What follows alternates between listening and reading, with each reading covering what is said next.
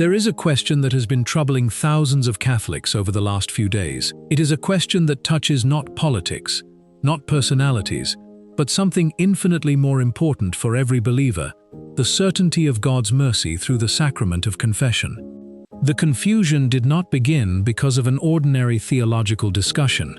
It began because respected voices within the Church appeared to be speaking in different ways about the same issue. One statement seemed to leave many faithful wondering whether they could trust the sacraments they had received. Then another cardinal, one of the Church's most respected theologians, publicly explained the matter in a way that many interpreted very differently. Was he correcting the previous statement? Was he clarifying it? Or has this entire controversy revealed something much deeper about the tensions inside today's Catholic Church? That is the question we are going to examine. Because this is no longer simply a debate about the Society of St. Pius X, it has become a debate about authority, canon law, sacramental theology, and above all, about the peace of conscience for ordinary Catholics. Let's begin where the controversy truly started. For years, the canonical status of the Society of St. Pius X, better known as the SPX, has remained one of the most debated questions in modern Catholicism. The priests of the society are validly ordained. That point has generally not been disputed. Yet their ministry has long existed in what the Vatican has described as an irregular canonical situation. This has created difficult questions concerning which sacramental acts require special faculties and under what circumstances those faculties exist. During the extraordinary Jubilee of Mercy, proclaimed by Pope Francis in 2015, something remarkable happened. Recognizing the pastoral needs of the faithful who attended SSPX chapels, Pope Francis granted SSPX priests the faculty to validly and licitly hear confessions during the Jubilee year. Many assumed this would be only temporary. Instead, after the Jubilee concluded, Pope Francis extended that faculty indefinitely. For many Catholics, this seemed to settle one of the most painful questions surrounding the society. Whatever disagreements remained regarding its canonical status, faithful who approached confession sincerely could do so with confidence. That decision was widely viewed as an act of pastoral mercy. But recent discussions have reopened questions many believed had already been resolved. Statements attributed to church officials and subsequent interpretations have generated renewed uncertainty, especially online, where summaries often travel much faster than official documents. Some Catholics began asking questions they never imagined they would have to ask. If I confessed my sins to an SSPX priest, was my confession valid?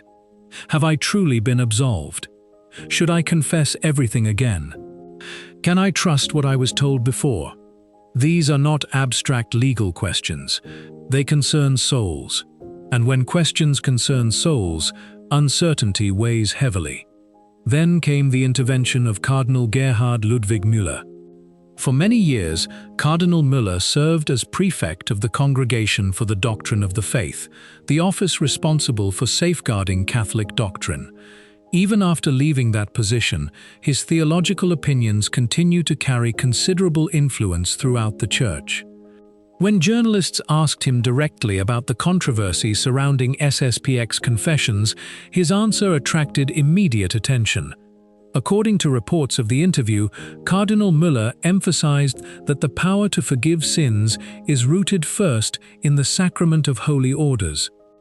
In other words, the priest receives the sacramental power through ordination. From there, he explained that canon law governs the lawful exercise of that ministry through faculties granted by competent authority. This distinction may sound technical, but for Catholics, it is enormously important, because sacramental theology has always distinguished between validity and laicity. These two words are often confused, yet they mean very different things. A sacrament is valid when it truly takes effect. It is licit when it is celebrated according to the laws of the Church. Sometimes both are present. Sometimes a sacrament can be valid but illicit. That means God's grace is truly communicated, even though the celebration violated ecclesiastical law. This distinction exists throughout Catholic sacramental theology. It is not unique to confession. For example, a suspended priest may celebrate Mass unlawfully, yet the Eucharist itself can still be valid if the essential requirements are present. Likewise, sacramental theology has long recognized extraordinary situations in which validity and canonical regularity do not perfectly coincide. This is why Cardinal Müller's remarks immediately drew widespread attention. Many listeners understood him to be reassuring Catholics who feared they had somehow been deprived of God's forgiveness. His explanation focused less on legal categories and more on the underlying theological principles. He reminded audiences that the Church has always sought to protect the faithful from unnecessary anxiety concerning the sacraments. That concern is deeply rooted in Catholic tradition. The Church has never wanted sincere believers to live in constant fear that every sacramental encounter might secretly have been invalid because of circumstances beyond their knowledge. Indeed, canon law itself contains provisions intended to safeguard the faithful when jurisdiction is doubtful or in extraordinary situations.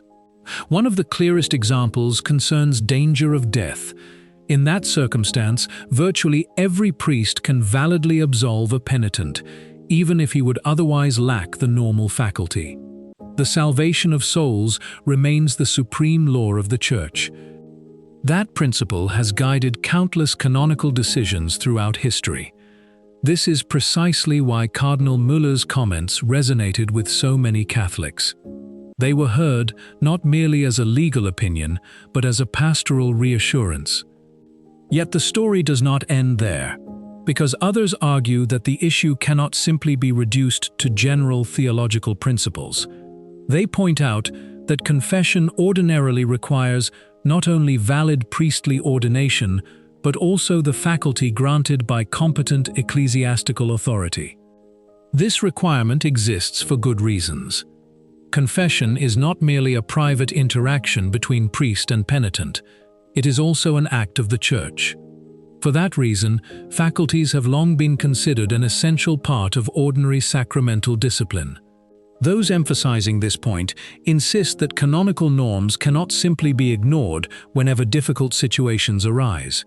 They argue that unity within the Church depends in part upon respecting legitimate ecclesiastical authority. So now we find ourselves facing two different emphases. One emphasizes the theological foundations of the sacrament and the Church's long-standing desire to protect the faithful from unnecessary doubt. The other emphasizes the importance of canonical faculties and the orderly exercise of priestly ministry. Notice something important. Neither position questions God's mercy. Neither side claims that sincere repentance is meaningless. The disagreement concerns how canon law and sacramental theology should be understood in complex canonical circumstances. That distinction matters. Unfortunately, social media rarely rewards careful distinctions. Instead, dramatic headlines spread rapidly. Some declared that everything Catholics had believed for years was suddenly overturned. Others claimed nothing whatsoever had changed. Still others portrayed the discussion as evidence of an irreparable division within the Church. Reality is usually more nuanced. Canon law is often more precise than internet debates allow. And theological discussions among senior churchmen do not automatically mean the Church's teaching has fundamentally changed. Even so, the public nature of the discussion has exposed something many Catholics have sensed for years. There are real tensions within today's Church regarding how tradition, authority, pastoral care, and canonical discipline should interact. The SPX has become one of the clearest examples of those tensions. For some Catholics, the society represents fidelity to traditional liturgy and doctrine. For others, its irregular canonical status raises serious concerns about ecclesial unity. Many faithful simply find themselves caught in the middle. They love the Church. They desire valid sacraments. They wish to obey legitimate authority. And yet they also seek clarity when respected voices appear to emphasize different aspects of the same question. This is why Cardinal Müller's intervention attracted so much attention, not necessarily because it settled every canonical debate, but because it reminded Catholics of something profoundly important. The Church's mission is not to trap souls in uncertainty. Its mission is to lead souls to Christ. That does not eliminate the need for canonical order, nor does it remove legitimate debates among theologians, but it does provide an important lens through which these discussions should be viewed. The salvation of souls is not a secondary concern, it is the highest concern. And perhaps that explains why so many Catholics found Cardinal Müller's words comforting, not because every legal question suddenly disappeared, but because his emphasis pointed them back toward God's mercy rather than toward fear. Yet if this were only a theological discussion, it probably would not have generated such intense reactions across the Catholic world.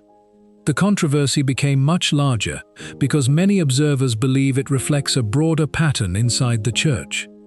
A pattern in which some forms of liturgical and theological tradition appear to receive far greater scrutiny than other controversial events. Whether that perception is fair or not has itself become another major debate.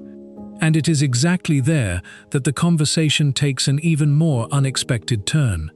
Because while Catholics were debating confession, faculties, and canon law, another event was unfolding that many traditional Catholics immediately compared to this controversy. The comparison has sparked fresh questions about consistency, discipline, and the way authority is exercised in today's Church. And that is where this story becomes even more complicated. Comment below. Do you believe Cardinal Müller's explanation brought greater clarity to this debate, or do you think the controversy is far from resolved? If the discussion had ended with Cardinal Müller's explanation, many Catholics might have concluded that this was simply another example of respected churchmen emphasizing different aspects of the same theological question. But that is not what happened. Instead, the debate took on a much broader dimension, because almost immediately, many faithful began asking a different question. Not, who is right about the SPX? But rather, why does the Church appear to react so differently to different kinds of controversies? Whether that perception is accurate or not, it has become impossible to ignore. And for many Catholics, this is where the conversation becomes much more emotional. Throughout recent years, countless debates have surrounded liturgical experimentation, interreligious events, ecumenical gatherings, and pastoral initiatives that have taken place in various dioceses around the world. Some Catholics have welcomed these developments as expressions of dialogue and openness. Others have viewed them with deep concern, believing they blur important distinctions between Catholic worship and other religious traditions. In several instances, images and videos of unusual ceremonies held in or around Catholic churches have circulated widely online. Some were later explained by dioceses. Others remained controversial. Still others were criticized by bishops while being defended by different church leaders. The result has often been confusion among ordinary believers. Many Catholics are not trained theologians. They do not spend their evenings studying canon law or reading Vatican documents. They simply look at two situations and ask a very human question. Why does one receive immediate attention while another seems to pass with little public response?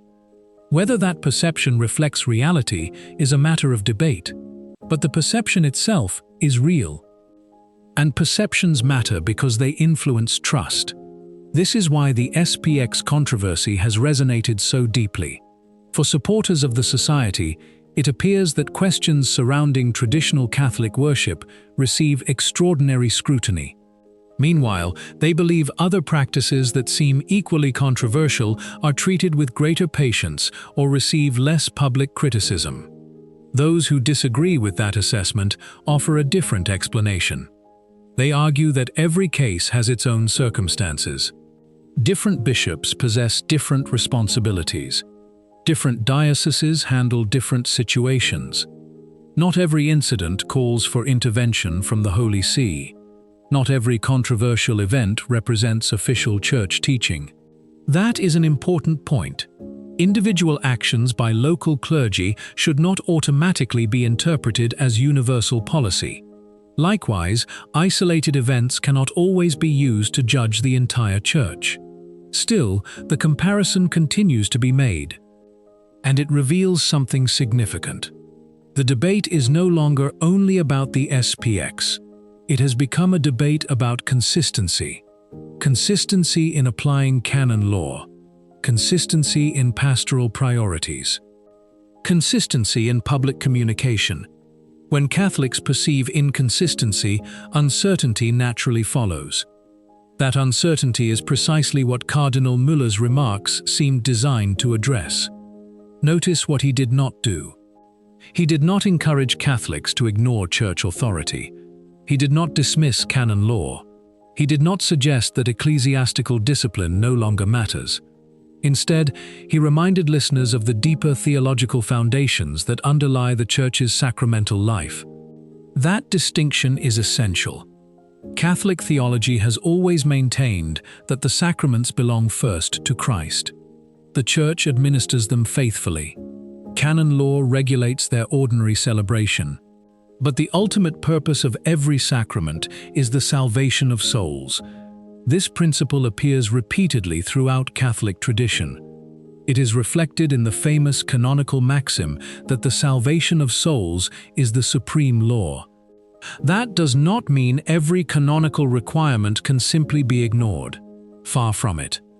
The Church establishes laws precisely because they protect the faithful and preserve unity. Without order, confusion would only increase. Without legitimate authority, every individual could simply decide for himself what constitutes authentic Catholic practice. That would produce chaos.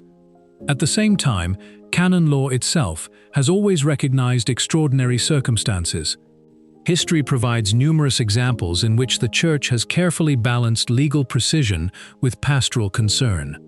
This balance explains why discussions surrounding sacramental validity are often far more nuanced than internet headlines suggest. Unfortunately, nuance rarely goes viral. A headline declaring that everything is invalid spreads much faster than a detailed explanation of sacramental theology. Likewise, claims that nothing matters anymore attract far more attention than careful discussions of canon law. The result is predictable. Confusion grows, fear increases, division deepens. That is why responsible voices within the Church carry such importance. Whether one agrees completely with Cardinal Müller or not, many observers appreciated that he entered the discussion calmly. His language was theological rather than inflammatory. He emphasized principles rather than personalities. And perhaps most importantly, he spoke in a way that many Catholics found reassuring rather than frightening. That pastoral tone matters. Because fear has never been the proper foundation of the sacramental life, the purpose of confession is reconciliation. The purpose of absolution is peace. The purpose of God's mercy is to restore hope. When discussions surrounding the sacraments leave sincere believers convinced that they may unknowingly have been deprived of forgiveness despite acting in good faith, pastors naturally feel compelled to offer clarification. That appears to be what many believe Cardinal Müller was attempting to do. Of course, the broader canonical questions surrounding the SSPX remain. The Society's relationship with Rome continues to be irregular. Dialogue has continued for decades with periods of progress and periods of difficulty. Successive popes have approached the issue in different ways. Some emphasized doctrinal reconciliation. Others emphasized pastoral accommodation. Still others sought gradual steps toward fuller communion. The story is far from over. No single interview can resolve decades of complex history. Nor can one public statement erase every disagreement among theologians and canon lawyers. But discussions like this remind us of something important. The Church has always contained vigorous theological debate. History is full of respected bishops and cardinals who emphasize different aspects of difficult questions while remaining committed to the same Catholic faith. The existence of debate does not necessarily indicate division in doctrine. Sometimes it reflects the Church's effort to apply timeless principles to complicated circumstances. That perspective is worth remembering, especially in an age when every disagreement is instantly amplified across social media. Every quote becomes a headline. Every interview becomes a battlefield. Every theological nuance becomes a viral controversy. Meanwhile, ordinary Catholics continue asking the same simple questions. Can I trust the sacraments? Can I trust the Church? Can I trust God's mercy? Those questions deserve careful answers. Not slogans, not panic, not speculation. Whatever position one ultimately takes regarding the SSPX, one truth remains beyond dispute. God desires the salvation of sinners. Christ established the sacrament of reconciliation precisely because he knew human beings would continue to fall. His mercy is greater than our weakness. That confidence has sustained Catholics for 2,000 years. It should continue to sustain us today. Perhaps that is the most valuable lesson to emerge from this entire controversy. Theological debates will continue. Canonical discussions will continue. Questions surrounding the SPX will likely continue for years. But the faithful need not surrender to fear every time respected churchmen express different emphases. Instead, they should continue seeking the sacraments through the ordinary life of the Church, remain united to Christ, pray for their pastors, and trust that the Holy Spirit continues to guide the Church even through moments of disagreement. As for Cardinal Müller's intervention, history will judge its lasting significance. Some will see it as an important clarification. Others will regard it as one respected theologian offering his interpretation of a difficult canonical question. Still others will view it as evidence that discussions surrounding the SSPX are entering a new phase. Whatever conclusion one reaches, one thing is certain. This conversation is not ending anytime soon. It touches questions that reach to the heart of Catholic life: authority, tradition, unity, mercy, and the care of souls. Those questions deserve thoughtful discussion rather than angry division. And perhaps that is the greatest challenge facing Catholics today. To disagree without abandoning charity. To defend convictions without forgetting humility. To seek truth without losing peace. Because in the end, every theological discussion should lead us closer to Christ rather than further from one another. And if this debate ultimately encourages Catholics to study their faith more deeply, appreciate the richness of sacramental theology, and pray more earnestly for the unity of the Church, then even a difficult controversy can bear good fruit. What do you think? Do you believe Cardinal Müller's comments genuinely clarified the situation surrounding the SPX, or do you think the Vatican needs to issue a more definitive explanation to remove all doubt? Share your thoughts respectfully in the comments below. If you enjoyed this discussion, don't forget to like the video, subscribe for more in-depth Catholic analysis, and may God bless you and your family.